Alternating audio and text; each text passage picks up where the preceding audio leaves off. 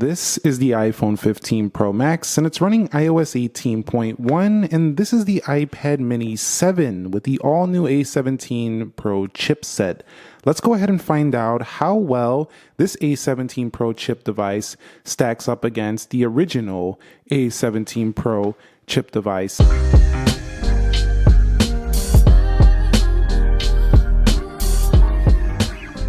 So what is up, guys? Nick here, helping you to master your technology. Let's go ahead and begin this speed test with a boot up here in 3, 2, and go. And you could definitely tell this is the mini, because if you take a look at my hand, it's basically gripping that thing very easily.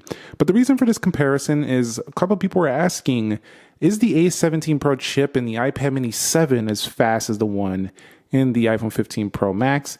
And you see so far it booted up faster than that product. And while this does have 60 Hertz, I'm probably going to do an updated review on how much I've been loving the iPad mini 7. Just as it's just such a unique device with its size and its shape. It would be really nice to see like a pro version of this product. It really would. All right, guys. So when it comes to biometrics, we have Face ID, which is definitely the more advanced unlocking for the iPhone over here. And the iPad mini does have Touch ID. It's also up at the top. So you kind of got to, place your finger and kind of find out where it's at sometimes. And if you have it in this way and you don't have this finger enabled, so you probably should set this up, it won't unlock. I didn't set it up there. But definitely it feels a little clunkier to me, a little slower than the Face ID, which is a little more convenient, a little quicker to me on the iPhone. So I really would like to see Face ID make it onto the iPad mini 8 version or iPad mini Pro, whatever the next version is going to be called. I do think the iPhone 15 Pro Max is not only a little bit faster to use, but also I do think that the Touch ID should go away for the future iPad mini. They should put Face ID on it. So we are looking at iOS 18.1 here on this device. You can see in Geekbench 6, 18.1, A17 Pro, 3.78 gigahertz.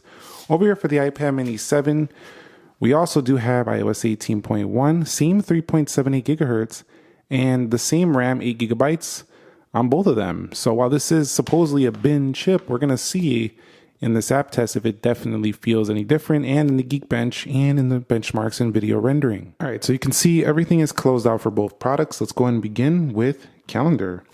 And you can see pretty much the same. We're going to go into clock. And while I'm not giving them credit for putting a 60 Hertz, that is not cool. These days, I do like the smoother displays. I still think iOS is pretty smooth, or iPadOS is pretty smooth on the iPad mini. I really don't notice it too much, if I'm being honest, when I'm just, cruising in the bed, reading some articles. I don't really pay attention to it all that much, but I definitely pay attention to it when I'm reviewing the product. Let's go over here to news, because it's pretty darn obvious when you compare it to other products. Let's go into consumer electronics. And I think the only thing that's giving the iPad mini its strengths is that there's not a lot of products like it out there, So iPhone wins that one. And again, we're loading up more content here on the right. So that could be meaning something. And I got these backwards. Let me go ahead and move these around. Let's go over here to Instagram. And you can see everything looking good. Looking great here. Just became a dad. Let's go over here. We'll head up out of here and we'll go into X. And you'll see X faster on iPad mini. We'll go into profile. Faster on iPad mini.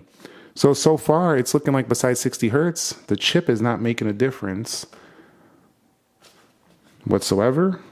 All right, so let's go into YouTube, and you shouldn't see hardly any differences when it comes to these two products in terms of just single core daily performance. This one right here does have a 5-core GPU, though. We'll see if that makes a difference in gaming department as well as in benchmarks. But you've seen here on YouTube, one thing I don't like is on 60 Hertz, they have like this little bouncing. It looks a little bit laggy. It stays super smooth on the iPhone over there. Let's go into eBay. And you'll see, I think that was a little faster on iPhone. We are loading up more content again on the right. Let's go into Groupon.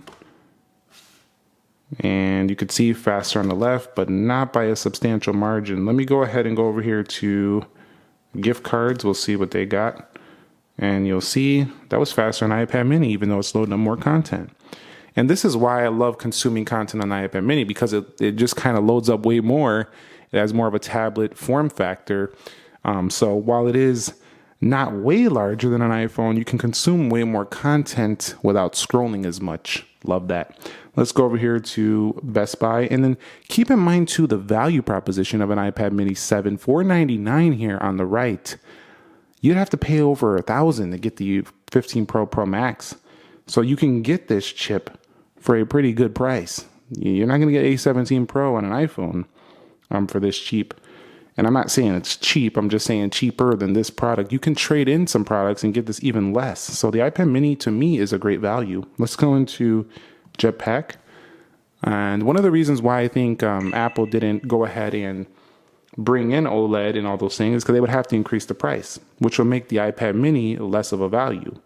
I'm not sure people would pay $799, $899 for an iPad Mini just because of its size. They'll just see like, well, the other iPads are much larger and they're the same price. So it's kind of like a fine line to walk there between a good price and good specs. So we'll see what happens going forward. Let's go into Subway Surfers, and you'll see this one's going to go first there to the left by a hair. So basically nothing. I love this. What I love is the iPad Mini 7 is keeping up so well that it shows me that I basically bought an iPhone 15 Pro Performance for $500. Let's go into Real Racing. And in the 15 Pro, man, absolute beast. This iPad Mini is going to last you 5 years. Easy. Just like this one over here, the iPhone 15 Pro Max, which actually loaded that faster. So it takes the win in the first larger game. Let me go ahead and place this back into portrait orientation. And maybe if I lock it, it'll stop doing that. And we'll go ahead and hop into Free Fire. All right, so let's take it over here to Free Fire on both and see what happens here. Game modes are enabling on both products. However, the more powerful GPU might give the 15 Pro Max the lead. We'll see. So far, nothing really. And of course, with the bezels on the iPad Mini, it gives you a little bit more area to hold on to and a much larger screen. So gaming will be more fun on the iPad Mini easily. Let's go into PUBG Mobile here, 3, 2, go, and see what happens here. Again, a lot more space to see who's on the map. You see where you're at in the game. So definitely, I'm preferring iPad Mini all day for the gaming. iPhone's still good portable, still large size, but this is just better. You'll see, not screen-wise though. We have OLED over here, ProMotion, but this is just better in terms of space. Let's go over here to Geekbench 6, faster on the left. So they optimized that already for 15 Pro Max. We'll go into 3D Mark. And pretty similar, we'll go into, let's go into Speed Test Net, 3, 2, go, and see what happens here. I had to move some apps around. We'll go over here and we'll go into iMovie. And you'll see within iMovie, the iPhone was slightly faster. All in all, after all this test, I think the iPhone 15 Pro Max was a little bit snappier. It was loading a few apps a little bit faster. Probably because it has less content, also the faster GPU brought it ahead in a couple of games. But yeah, it's probably a little bit quicker on the 15 Pro Max, but only by like, if I could demonstrate this, just like an incy wincy tiny little tinsy amount. I don't even know if those are words, but you get what I'm saying. I think you get the picture I'm trying to illustrate here. Okay, so when it comes to RAM management, you're going to see that the iPhone 15 Pro Max, just like 14 Pro Max and ever since the 13 Pro Max, has been really nice. But this one was actually really good because of the 8 gigabytes of RAM, which they're basically putting on all 16s. Although I still think the newer iPhone should have 12 gigabytes of RAM. We'll go over here. You'll see with the ProMotion, it's just absolute butter. It feels like butter just sliding off your finger with those animations. We'll see if Samsung catches up here with One UI 7.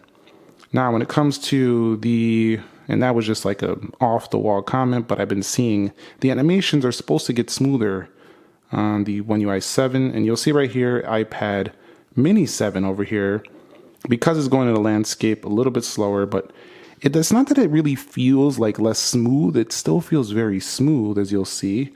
It just has like this little choppy effect because of the 60 hertz, which is something we actually never noticed before Apple brought on ProMotion. But overall, I would say that they both did about the same here. Both have 8 gigabytes of RAM, so they did about the same in reloading.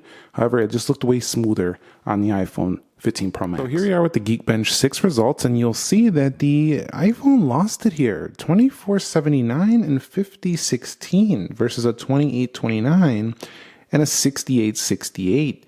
Kind of strange. You thought the iPhone would win it out. Now, typically the iPhone does get around 2899, so mine was a little bit lower, and that would have beat the iPad mini. And in multi-core, the iPhone is capable of 7204. So I'm wondering if all the video stuff I was doing before this, all the app tests and things like that, may have throttled it back a little due to heat. But you'll see 7204, 6868. So the iPhone 15 Pro Max can out-benchmark the iPad mini, but it's a very small amount. Nothing you will notice in the performance day to day. Now, if I go over here to the extreme wildlife, we're going to do this test here. It's a graphic test, and we're going to see what kind of frame rates they can hold and things of that sort and see which one comes out on top. I'll be back when they are done. Well, would you look at the results here? Once again, neck and neck, but the iPad mini losing it by 0.7 FPS, almost nothing. 3309, 3196, 19.8 average frame, and 19.1. This one does better than 72% of devices. This is better than 69% of devices on the market.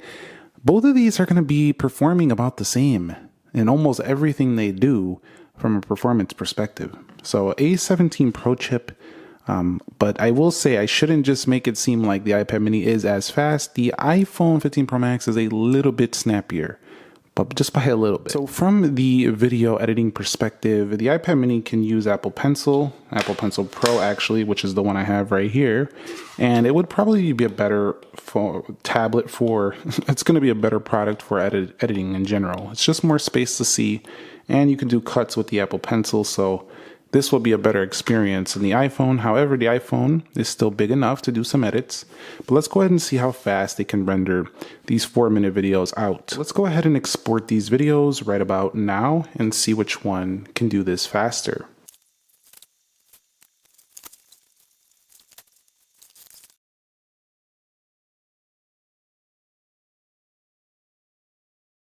And so the iPad mini 7 has exported this video quicker. This is such a strange test because this iPad mini turned on faster. It exported this video faster. It had a better Geekbench score, even though the iPhone is capable of a higher one. It didn't lost in 3D Mark, but it was slower in some of the, smoother looking performance areas. So at the end of the day, I think we have a conclusion here after now seeing the iPhone versus the iPad mini. Well, I think I'm seeing that the iPhone can definitely throttle down its performance a little due to the heat that does come on board. As a matter of fact, I have my heat gun right here. I'm going to check it right now for you. You're going to see we're topping out 103. That's pretty warm, actually. So I was pushing this phone pretty good. So about 103.6 there. The iPad mini has more area, surface area, to disperse that heat. So I think we might see a cooler product. And we sure do. So the iPad mini can stay cooler, which might mean that it may not throttle as much. So definitely the iPad mini is right there with the iPhone 15 Pro Max. If you were looking for a tablet with that type of performance, it definitely has that. Even if it's slightly, just a little bit less, it's got it. Thumbs up if you enjoyed it. Subscribe if you haven't already. I'll catch you all in the very next episode. Thank you very much for watching. Nick here. Be sure to be well. And peace.